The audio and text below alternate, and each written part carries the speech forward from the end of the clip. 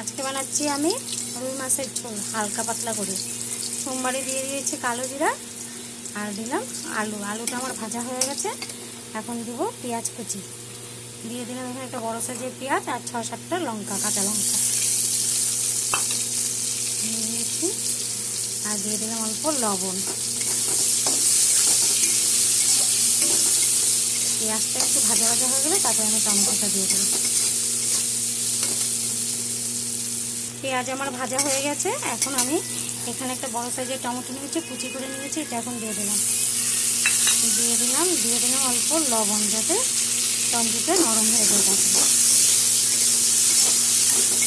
সবসময় রিচ খেতে ভালো লাগে না, রিচ খেতে ভালো লাগে না কোনো সময়, হালকা পাতলাও খেতে ইচ্ছা করে। এই জন্য আজকে হালকা পাতলা রেসিপি বানাচ্ছি। কোনো সময় শর্টকাট বানাতে ইচ্ছা করে না, মশলা টশলা করে আবার মশলা করব, আবার বানাবো, ভালো লাগে না। তখন এই শর্টকাটের জন্য এই রেসিপিটা একদম তাড়াহুড়া করে, কোনো ঝামেলা নাই। কাঁচা লঙ্কা কেটে, পেঁয়াজ কুচি, টমেটো কুচি, মশলার গুঁড়া দিলেই হয়ে যাবে। টমেটো পেঁয়াজ আমার নরম হয়ে গেছে। এখন দিয়ে দেব 1 চামচ ঝাল লঙ্কার গুঁড়া, 1 চামচ জিরার গুঁড়া দিয়ে দিলাম। আর দেব হলুদ দিয়ে দিলাম। এখন এগুলো কষিয়ে জল ঢেলে দেবো।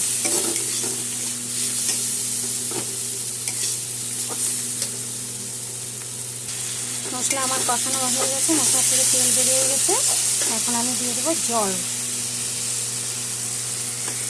দিয়ে দিলাম জল। জলটা ফুটে উঠলে তারপরে আমি মাছগুলো ছেড়ে দেবো। দিয়ে দিলাম লবণ,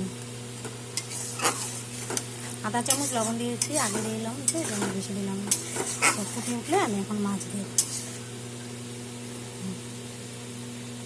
ঝোল আমার ফুটে উঠেছে। এখন ভেজে রাখা মাছগুলো এখন দিয়ে দেবো। এখানে 6 পিস মাছ আছে, দিয়ে দিলাম। সময়ও কম লাগবে, খেতেও ভালো হয়। অসাধারণ একটা রেসিপি, একদম একদম কম সময় হয়ে যায়। তোমরা এরকম করে বানিয়ে খাবে বাড়িতে, খেতে খুব ভালো হয়। লাইক করবে, কমেন্ট করবে, শেয়ার করবে, সাবস্ক্রাইব করে পাশে থাকবে। দেখবো কালারটা খুব সুন্দর হয়েছে, লাল একদম, খেতেও খুব ভালো হয়। Thank you.